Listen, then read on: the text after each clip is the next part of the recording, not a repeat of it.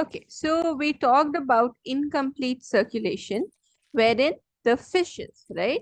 The fishes, they have two-chambered heart. And since they have a two-chambered heart, what happens is that they have one auricle and one ventricle, isn't it? So the one auricle that they have, they receive the deoxygenated blood, and the blood from the auricle goes into the ventricle, and then the ventricle pumps out the deoxygenated blood, right? And since the ventricle pumps out the deoxygenated blood, we call it as incomplete circulation. Now we're going to see the case of amphibians and reptiles. Now see, amphibians, do you know which organisms come under amphibians? Frog. Frogs. And under reptiles, there is crocodiles, alligators, lizards, snakes, all of them come under reptilians. Now, they too have a three-chambered heart in which they have two auricles. One is the right auricle and one is the left auricle, but they have only one ventricle, one common ventricle. So what happens? Normally, the right auricle, it receives the deoxygenated blood, and the left auricle, it receives the oxygenated blood. Now, both of these bloods get mixed in the one ventricle that is present, and the heart pumps out the mixed blood. So since the heart is pumping out mixed blood, so we call this circulation as incomplete double circulation, or we call it as mixed circulation. Clear? Since the heart is pumping out mixed blood, meaning the oxygenated blood, the deoxygenated blood, both of them are getting mixed in the one ventricle. But this is for every single reptile and every single amphibian, but except for one, that is crocodile. Now, crocodile is the only reptile that has a four-chambered heart. And any organism that has a four-chambered heart, which kind of circulation takes place in its body? For organisms with four-chambered hearts? Double circulation. Okay, just like how we are there. As humans, we also have four-chambered heart. So in our body also, double circulation takes place. Have I taught you about the double circulation? Yes, ma'am. So double circulation takes place. Now, can you tell me something about double circulation? Or shall I revise it once? Yes, ma'am. Revise it? Okay.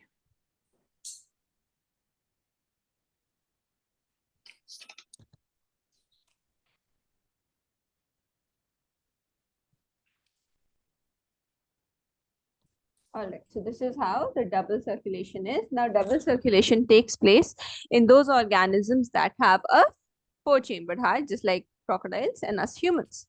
So there are two auricles and two ventricles, the right side and the left side. Now, from the body, the deoxygenated blood gets carried by the vena cava and it goes into the right auricle. From the right auricle, it goes into the right ventricle. And then from the right ventricle, it is pumped out and it goes to the lungs. Why does it go for the lungs? For what purpose? To be oxygenated, to get oxygen. For oxygenation or for purification. Now, after the blood gets purified, meaning it gets rich in O2 and less of CO2, so then that purified oxygenated blood, with the help of pulmonary vein, it is carried to the left auricle. From the left auricle, it goes into the left ventricle, and then the left ventricle pumps out the oxygenated blood throughout the entire body with the help of aorta. So in the double circulation, two types of circulations are taking place: pulmonary circulation and systemic circulation. Pulmonary circulation is between the lungs and the heart, and systemic circulation is between the body and the heart. Any doubts? No, ma'am. Name the four vessels that take place in the double circulation. Vena cava, pulmonary artery, pulmonary vein,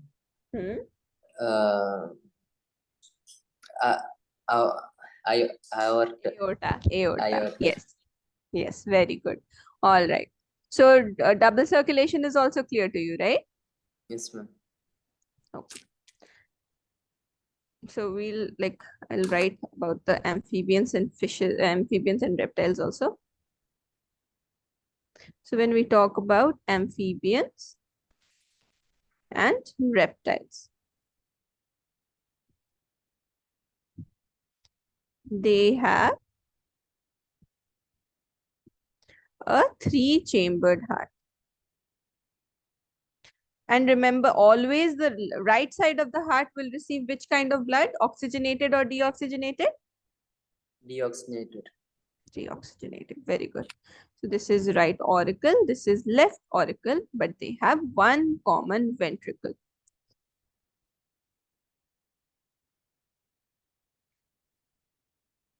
So the right auricle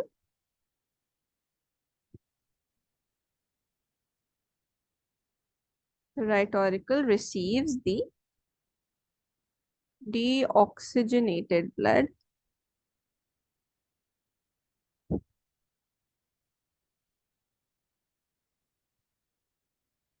and the left auricle.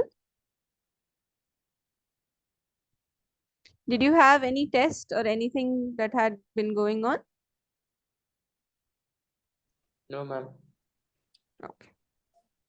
Which chapter is going on in your school currently?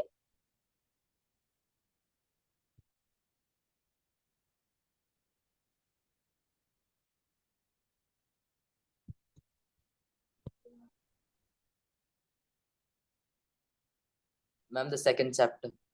The second, control and coordination is going on. Yes. Okay, okay. So both of these types of blood, they get mixed up in the one ventricle.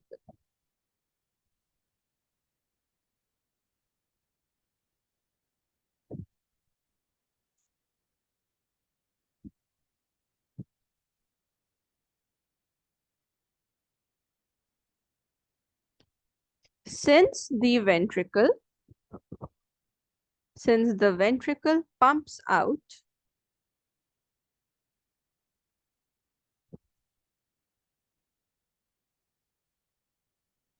mixed blood, meaning a blood that has CO2 plus O2. So this circulation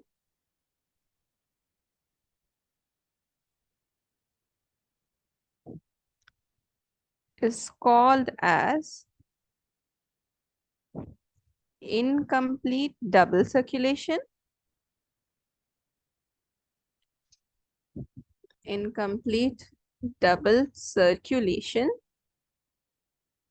or mixed circulation. Any doubts in this? No, ma'am. All right. You can note it down. But remember, there is an exception except crocodile. Where did you go? You switched on off your video?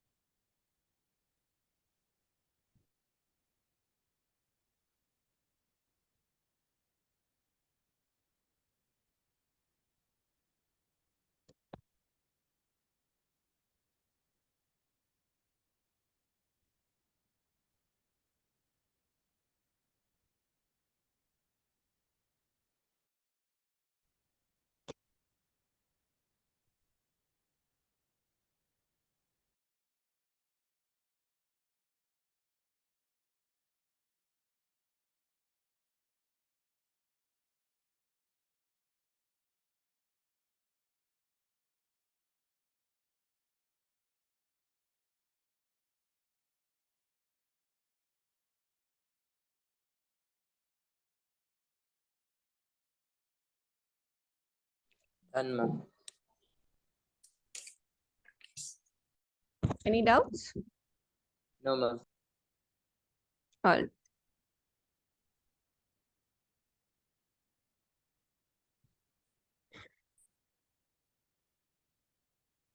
All right, so we have completed the circulation part of this particular chapter.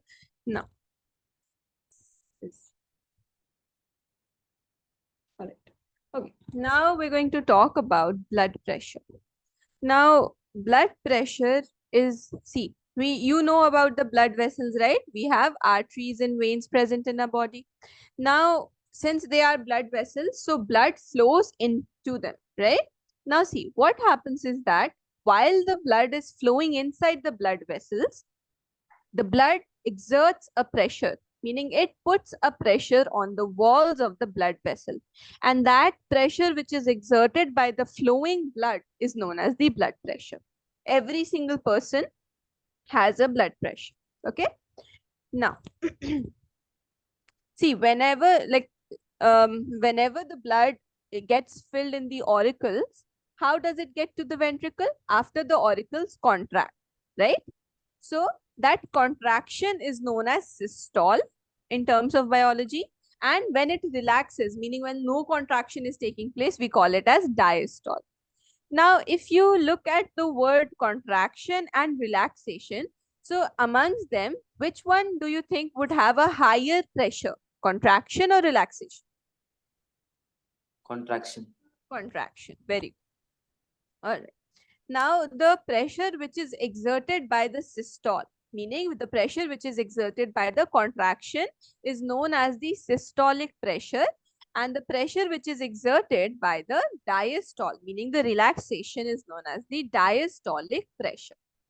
Now, the normal blood pressure of human beings, the normal one, is 120 over 80 millimeters of mercury.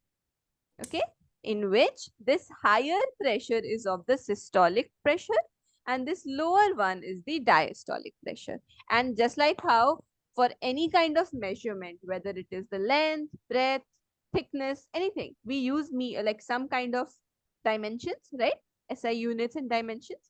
Same way, the dimensions or the units that we use for measuring the blood pressure is millimeters of mercury. Hg is the symbol for mercury. Have you ever had your blood pressure measured in a hospital or clinics? Yes, ma'am. So you might have seen that like they do this pumping thing. It gets tight on your arm, and the device that they have is known as the sphygmomanometer. So you might have seen that the scale goes up and then it comes slowly, slowly down and it rests at Yes. point. So that particular device, it has mercury present in it. Okay, the mercury. And with that only we can actually find out what is the diastolic and the systolic pressure. So this is the normal blood pressure of human beings, 120 over 80. It is read at like 120 over it. You do not read it like 120 by 80. No, it is read as 120 over 80 millimeters of Hg or mercury. Clear? Yes, Any ma'am. doubts? No, ma'am. Now, for all those people that have persistent blood pressure higher than 120 over 80, meaning constantly, like whenever they're going to the doctors, whenever their blood pressures are being checked, they have a constant blood pressure of 120, like above 120 over 80. It means that they have high blood pressure problem, which is known as hypertension. Now, there are many reasons because of which hypertension may arise in any person. Some of the reasons are when, like, most of the common reasons is like when a person has a lot of, you can say, meat, red meat and stuff, and has a lot of junk food, like processed food, oily food, fatty food. So, what happens is that the fat deposition starts taking place inside the blood vessel. Okay, imagine, for example, you have a hose, garden hose. You have a pipe in the garden with which you can water plants, right? Yes, ma'am. So you take a new, fresh, nice pipe. Now, when you water your plants with that pipe, it will be so easily watered, right? It will be such a uniform flow of water and everything. Now, if you take that pipe and you take chewing gum and you stick it inside, like the pipe is there and you start sticking it inside the pipe. Now, will the pressure of water be more or less? Less. Less or more? Pressure will be more, but the flow will be less. Yeah, the flow will be less. Same exact thing happens in the blood vessels. The gunk or the fatty substance, for example, if this is the blood vessel, normal. Okay, so the normal blood will be flowing through it. No constriction, no obstruction to the blood flow will happen. But if the deposition of fat and cholesterol starts happening, so what will happen? The lumen will start to get narrower. The space for the blood to flow normally, it will get less. So if the space will get less, meaning the blood will rush through it, isn't it? It will be very fast. So that is why, because of the deposition of fatty substance or because of the depositions of cholesterol, bad cholesterol in the blood vessel, the lumen of the blood vessel gets narrower. As the lumen of the blood vessel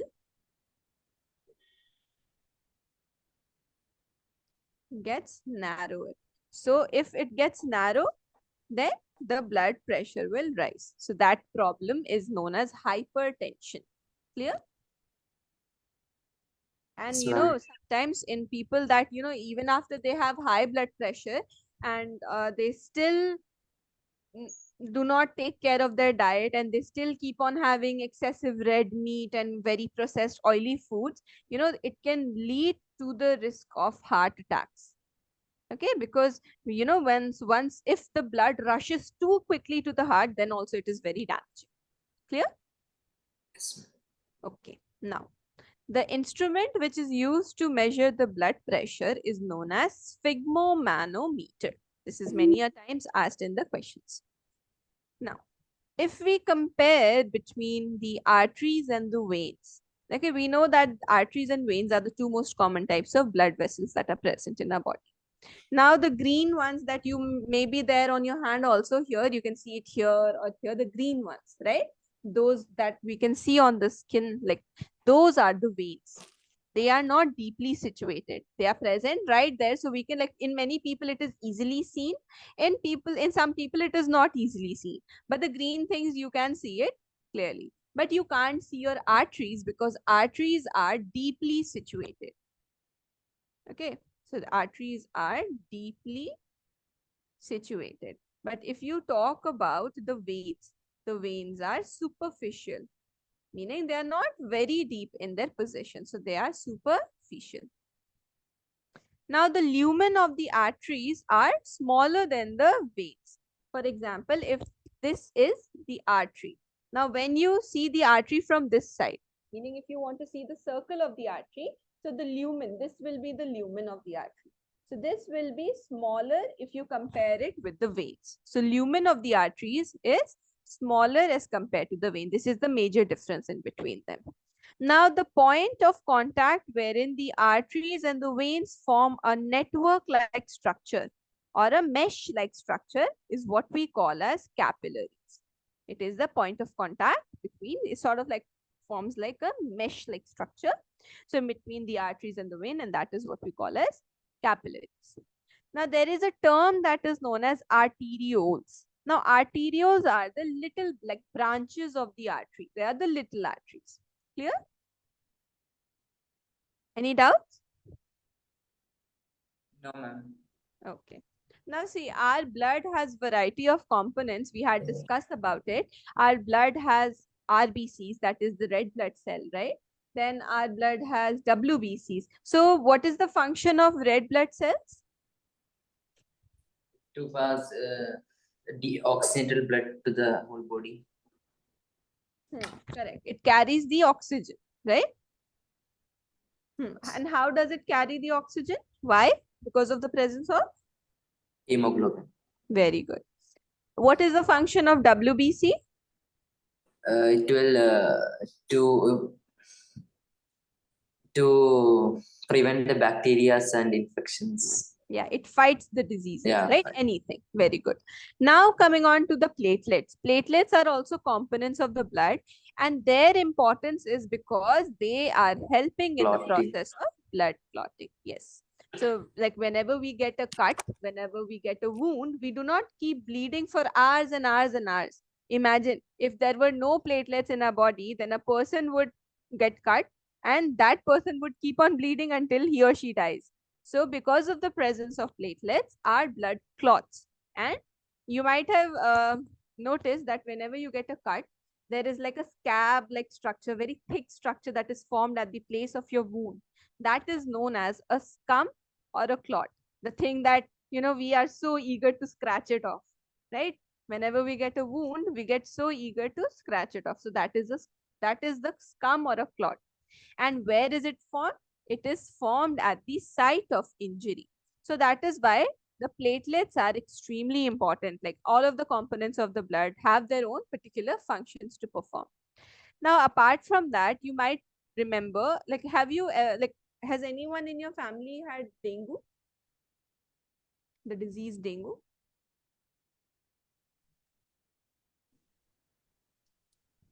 Hmm?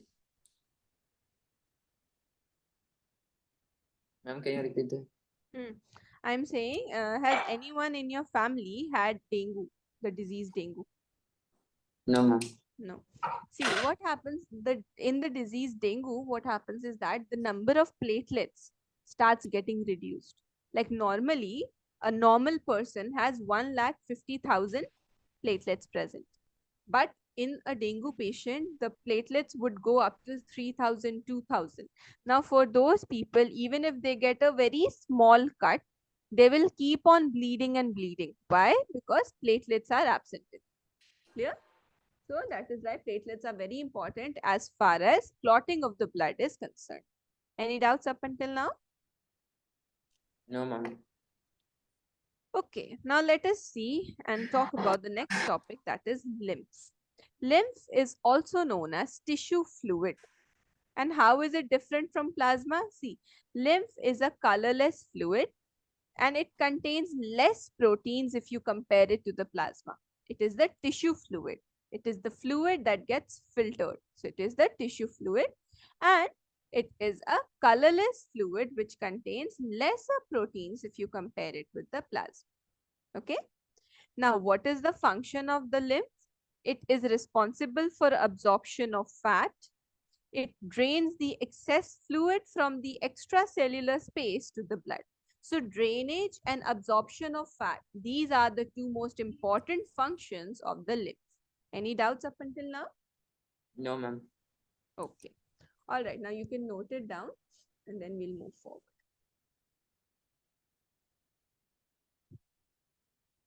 Also, while you're noting down, read first, carefully understand, and then note it down. Okay. Yes, ma'am.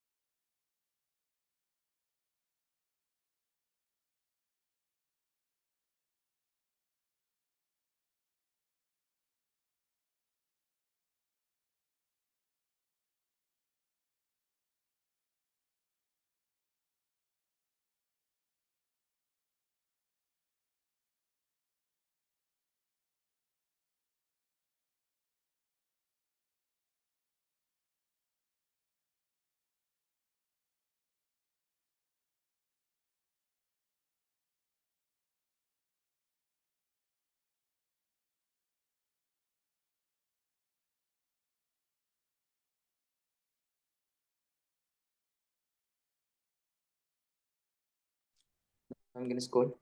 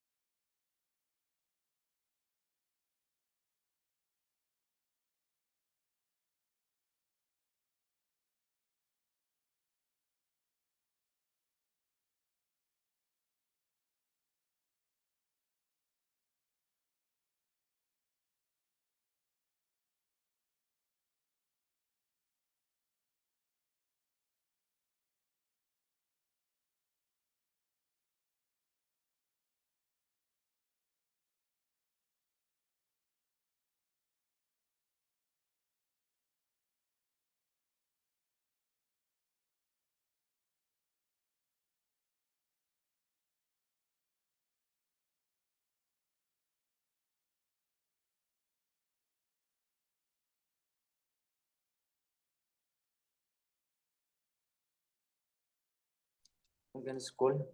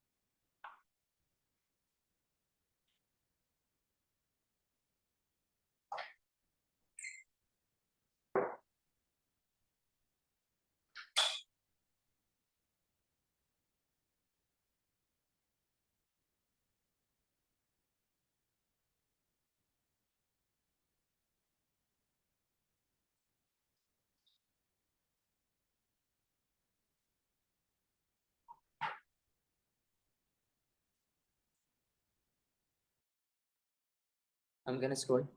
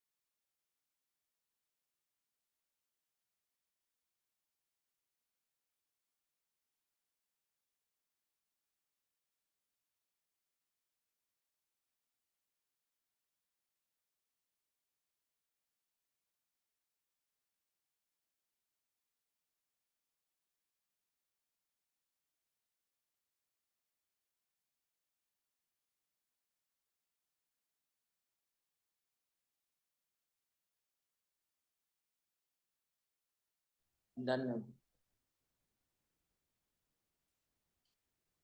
All right. Any doubts up until now? No, ma'am. Okay, great. Now we're going to see the transportation in the case of plants. Up until now, we have discussed every single thing that is related to the transportation in case of human beings. Now we're going to see the transportation in case of plants. Now see, the plants, they have specialized tissues in their body that are known as vascular tissues or conducting tissues. So that conduction or the transportation of stuff can take place. Now the two kinds of vascular or conducting tissues in the plants is xylem and phloem. Now the xylem is responsible for the transportation of water along with the minerals. Okay, so now from where? So the water and the minerals, they get absorbed from the root area of the plants, right? The roots are responsible for absorption of water.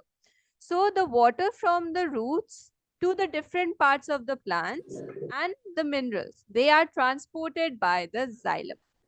Now talking about phloem. Now phloem is responsible for the transportation of food. So once like the photosynthesis takes place in which part of the plant? Leaves. Leaves. So food is also made in the leaves. So now the transportation of food from where it is made, meaning from the leaves, the food is transported to the different parts of the plant with the help of the phloem. Now we're going to see each of the two conducting tissues in depth. Now first we're going to see the transportation of water. Now, the transportation of water, it is done by the xylem. And remember, it's not just water. Along with water, minerals are also transported. Now, this xylem tissue, it has certain components that are present. The four basic components.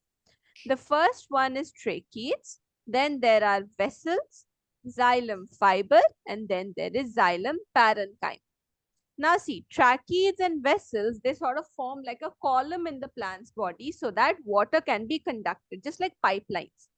Then there is the xylem fiber. Now xylem fibers, they are responsible for providing structural support to the plant, or you can say structural support to the conducting tissues.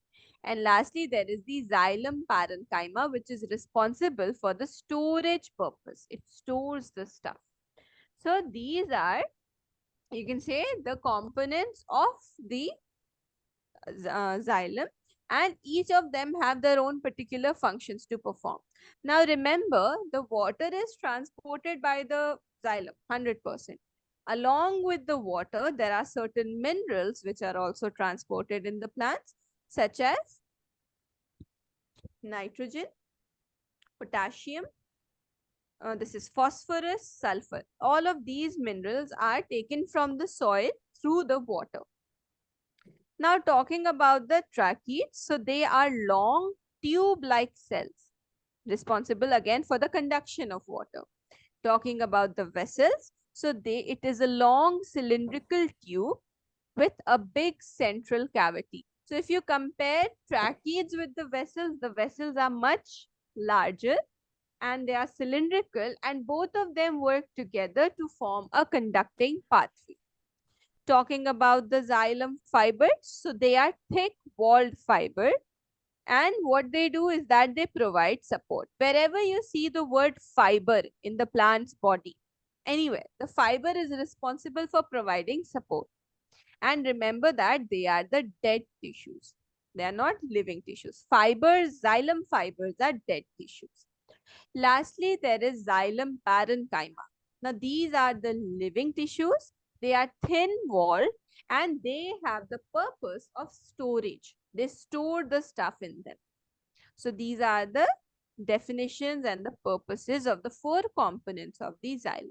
Any doubts up until now? Okay. Okay, now you note down till here, then we'll move forward.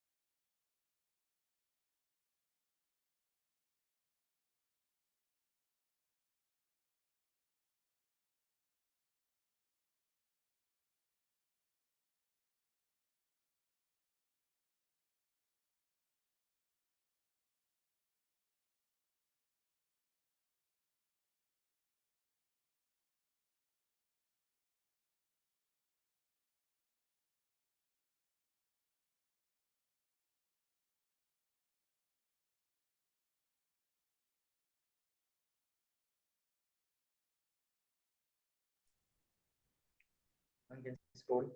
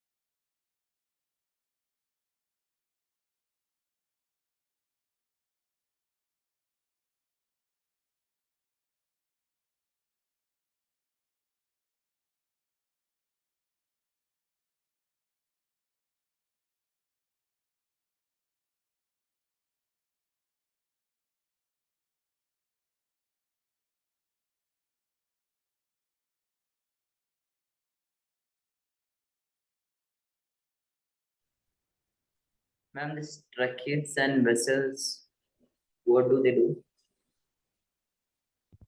They form a column for water transportation. Through them, this nitrogen, potassium, and phosphorus and all are.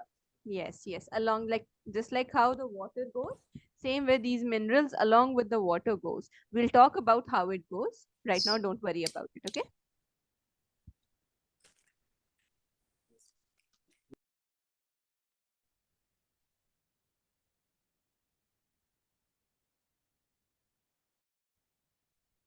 I'm gonna scroll.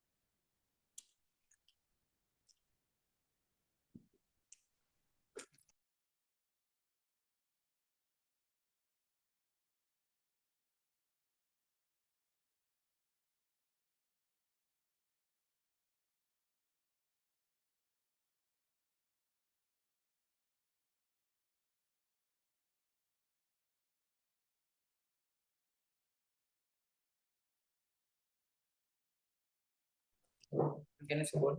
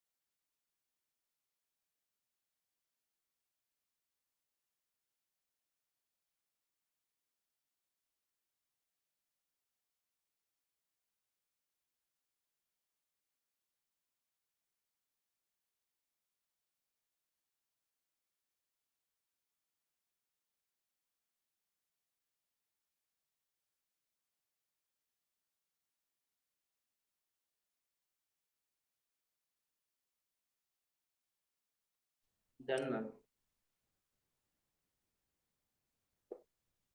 Any doubts?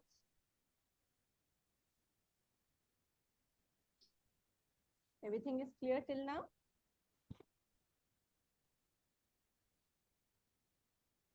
Hmm? Ma'am? Yes, any doubts up until now? No, ma'am. All right. Okay, so we'll keep it till here only, but let's just sort of like, give an overview as to what happens during the transportation of water. See, they like all the components of the xylem, whether it is the tissue, whether it is the vessel or the trachees, all of them are interconnected. So the xylem, tissues, vessels, and trachees of the roots, stems, and the leaves, all of them are interconnected. Now, this connection is responsible so that, once the water is absorbed by the roots, it gets transported to the stems, to the leaves, to the all parts of the plants that require the water, more particularly the leaves, because they need the water for photosynthesis process. Now, this connection, it forms the water conducting channel and then to reach the different parts of the plant. Okay, so we'll keep it till here only for today's class. And in the next class, we'll continue as to what more happens in the case of the transportation